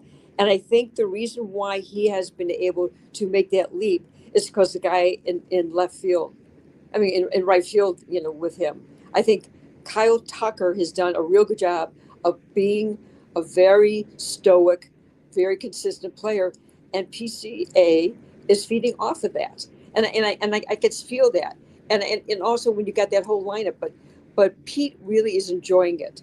This is a young man that's not afraid of the limelight. He's not afraid of anything. He takes coaching well. He's engaged. The fans love him, and it was kind of fun to watch him this weekend go up into the stands and address all the ushers and the workers and talk to them about how important they were. And I talked to a couple of the people yesterday, and they were so excited. They're enamored with him. And he's just a real solid kid that's only 23 years old. And again, he's got to produce similarly the rest of the season too, but you never know how the length of the season can affect a player. I saw that clip over the weekend, Cheryl. One of the ushers was crying. They were in shock that a player would do such a thing like that. I thought that was very cool. So whoever told him to do that, or if he thought of it on his own, I thought that was very awesome for him to do. I think he did it on his own. It's been done twice. Okay. Done twice before. Ben Zobrist did it, and Patrick Wisdom did it. So obviously, and it's good because you think about here at Sox Park and there at Cubs, those people are out there in 90-degree weather, helping the fans, and they do it with such positive happiness, and yet their bodies are really taken. And it was great for a player. Again, you don't see it often with young players or young people in general, where they appreciate what's around them, and he does. Yeah, PCA is really want to ask you great when it comes to that. Yeah. Yeah. I want to ask you about Matthew Boyd, Cheryl. 34 years old. He's bounced around a few different teams throughout his career. Finally gets an All-Star nod. And as me and LaKeena were talking about during our last segment, a couple of segments ago, I was at his first start earlier this year against the San Diego Padres in the cold, and I was very impressed for what he did. I told LaKeena on our show the next day, you may have something in him. We'll see what happens with him. I thought that James Taillon may had a shot at the All-Star game, but he lost his last 2 starts. Now he's injured. Now Matthew Boyd, you could tell with the announcement that was shown on ESPN yesterday that he got the All-Star nod. He was extra pumped yesterday. Now he has 9 wins underneath his belt. Talk to us about his story and what kind of impact he's made in that Cubs starting rotation and in that clubhouse. You're talking about a veteran that really had to deal with a lot of bad injuries. In fact, I was interested in watching him last year when he was with Cleveland. And the fact is, he didn't pitch a lot of innings, but he pitched big innings, and he pitched sterling innings. And the fact is, as a left-hander, he could get right-handers and left-handers out.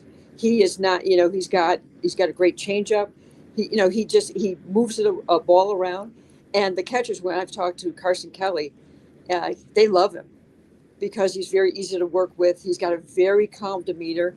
The funniest thing is the other day he had 2 of his kids. He's got 2 boys and 2 girls, and 2 boys were in there, and they're running around and everything. And he's just calmly, gathering the cats up,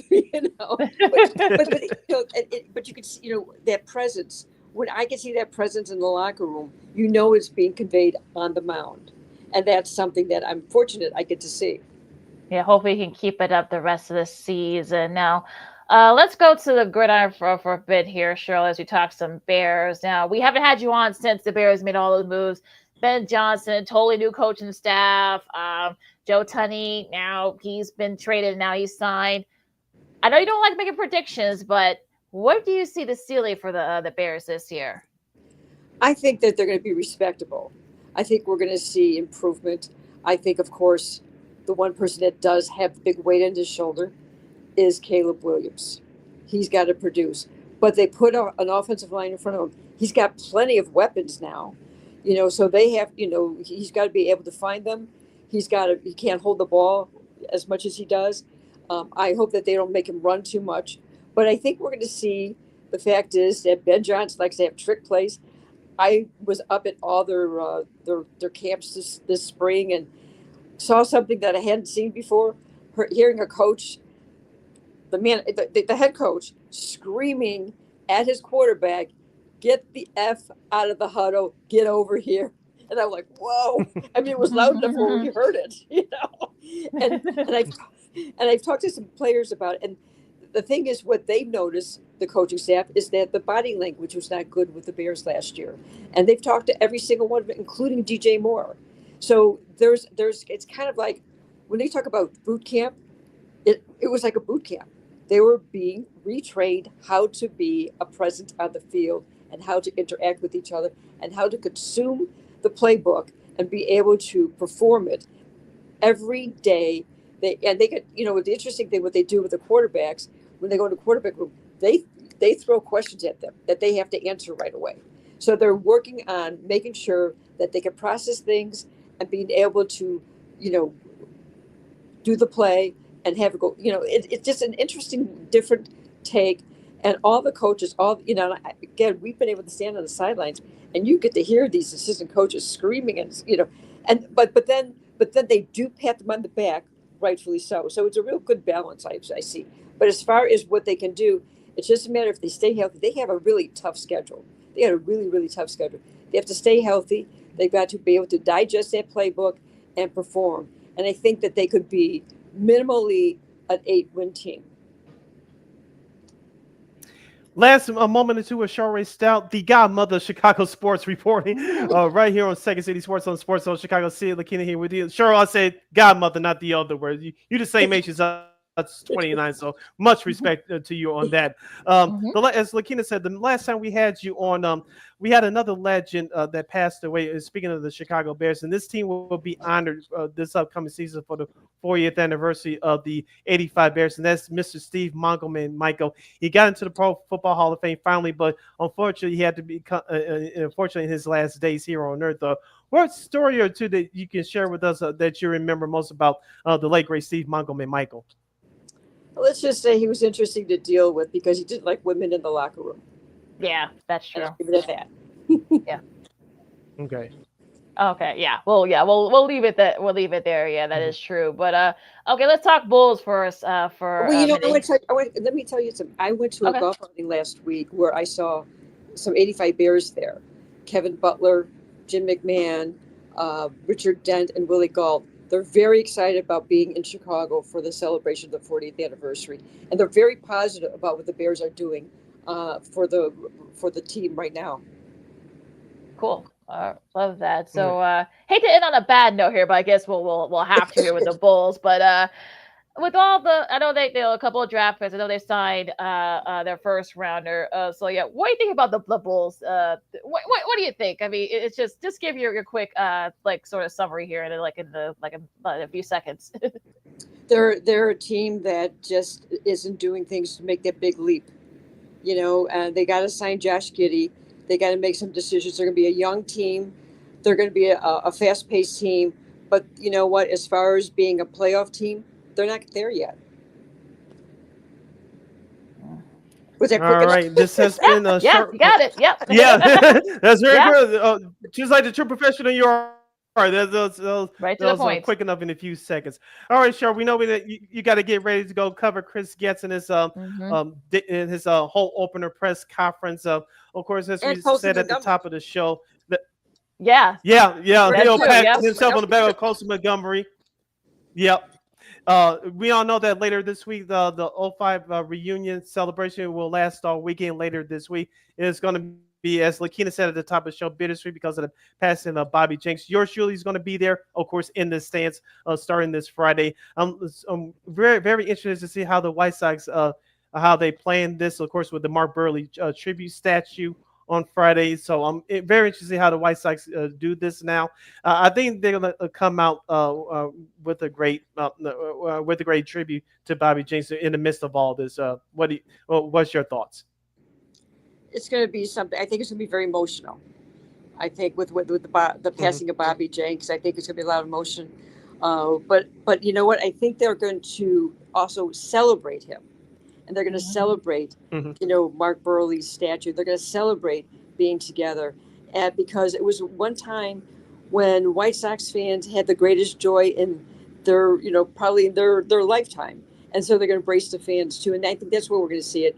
And Isaac Ian, of course, he's the maitre d' of the whole thing, really. When you think about it. But I saw John Rooney this weekend at Wrigley Field. He's going to be here. So, nice. they're bringing everybody in that was part of that team. Love it. Oh, that's great. That's awesome to hear. So, Cheryl, again, as always, thank you so much for joining us today. I know you gotta get ready to talk to Chris Getz. So, where people can find all your great work on the radio and on social media and all that other good stuff. Thank you. It's always great joining you. Sorry about the issues with me. It's okay. It's technical crap. Welcome to the knowledge. It's okay. Yeah. Where can people catch your work? WBEZ is what I'm on there doing stories or writing for them. Just, chugging along in my 43rd year of doing stuff. She's only 29, folks. She started when she was like 12. So exactly, same age as us. Yeah, exactly. Again, Cheryl, this is so much fun as always. Thank you again. We'll definitely have you back on soon. Thank you. You take care. All right, you too. You too, Cheryl. All right, that was the legend, Miss Cheryl Raye Stout from WBEZ here on Second City Sports on Sports Zone Chicago. So we got a couple more minutes. Anything else you want to want to talk about before we disperse for today? Yeah, I just want to give my last thoughts about what the White Sox will do for the tribute for the '05 team over the weekend. As you said, you put it perfectly at the top of our show. It's going to be bittersweet. As Cheryl Raye Stout said, I think it's going to be a celebration for Bobby Jenks. Of course, there's going to be some emotional moments. I'm sure that because of his untimely passing. We mentioned that they'll probably give a moment's silence tonight, and big ups to the Rockies, the Colorado Rockies organization. They did the moment of silence too on Saturday. I tweeted it out before Saturday's game. We talked about with Cheryl. The Cubs did it last night. I don't know if you noticed that picture that the Cubs used last night with Bobby Jenks holding up the World Series trophy. I think that ESPN could have taken that route. At least say, well, yeah, he was part of that team, but show him holding the World Series trophy instead of writing that goofy headline talking about, oh, he was on the roster. Well, he was more than just on the roster. He was just as important, as I said earlier. He was just as important as Frank Thomas, even though he played half the year. He was just as important as Carl Everett, Jermaine Dye, Paul Konerko. The list goes on and on. The great contributors on that team. He was a big part of it as well. And you know as well as I do, LaKeena, and especially in the game of baseball, you can score all the runs you want. You can play great defense. Without a great bullpen and someone that can shut it down, you don't win anything. He did shut it down during that '05 season, which I think, it was just, a little bit, kind of crazy how they worded that. But, I think they recounted that. I guess they did show him. They did show a little bit more, but yeah, that was just bad timing from ESPN there.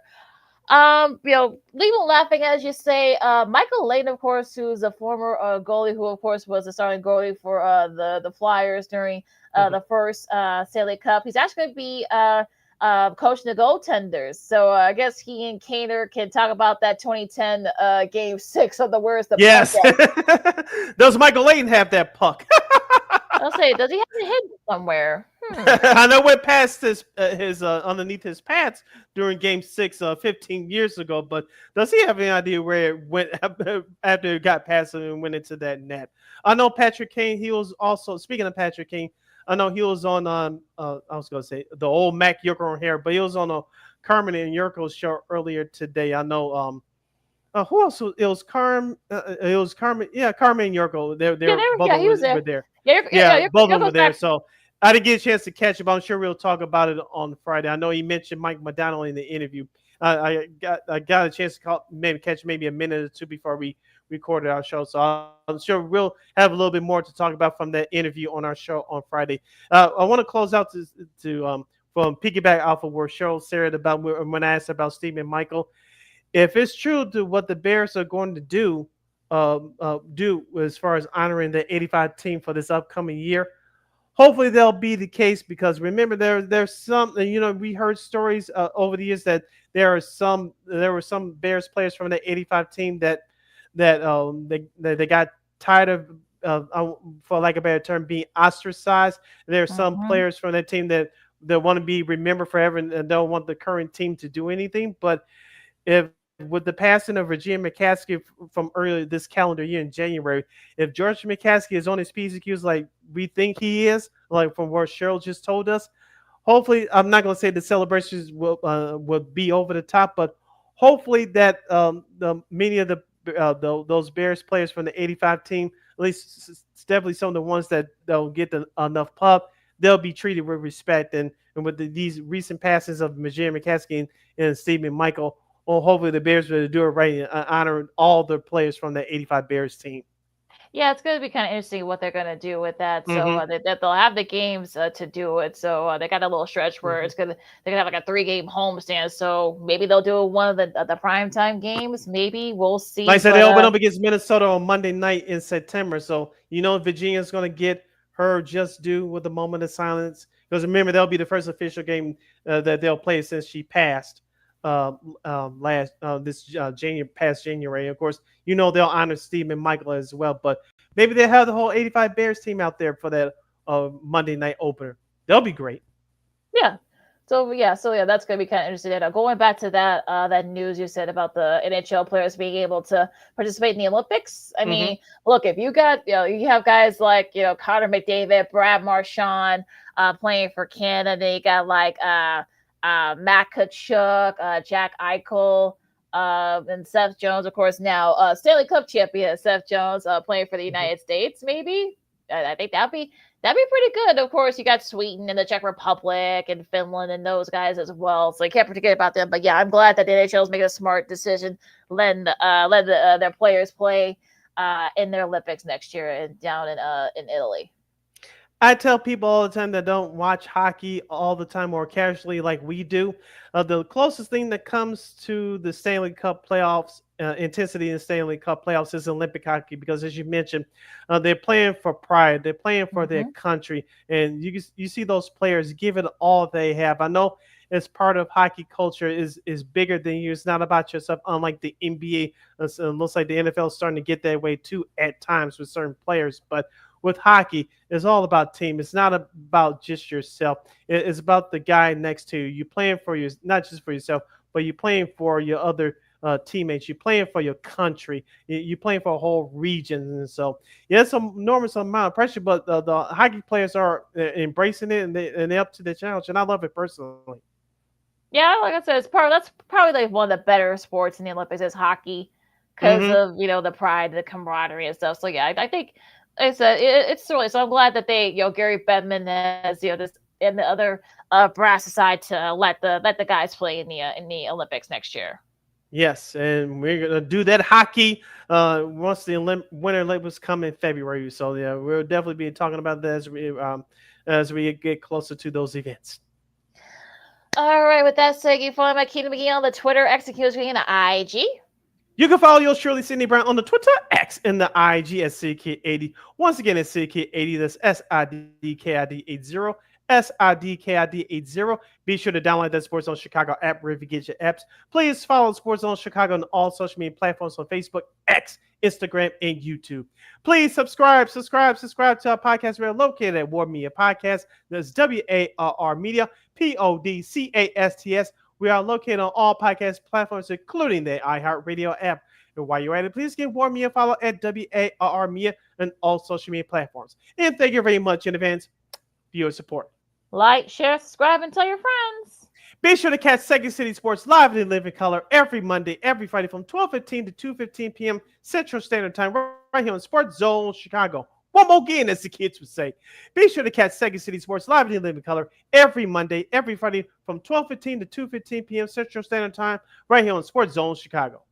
And of course, we miss our guests and other services that we do here. Of course, you can catch the replays anytime, anywhere on Sports Zone Chicago's Facebook, YouTube channels. Catch our show, Sean Sierra Sports, the Smoke Fellas, What's Up Cousin, a whole lot more. You catch Sports Zone Chicago's great content anytime, anywhere on the Facebook and YouTube channels. And we will provide. Of course, we want to thank our buddy Cheryl, Raye, Stout from WBEZ for joining us today here. Always fun, talking with her about pretty much anything. She has great stories to tell. So we'll definitely have her back on. The godmother of Chicago sports reporting.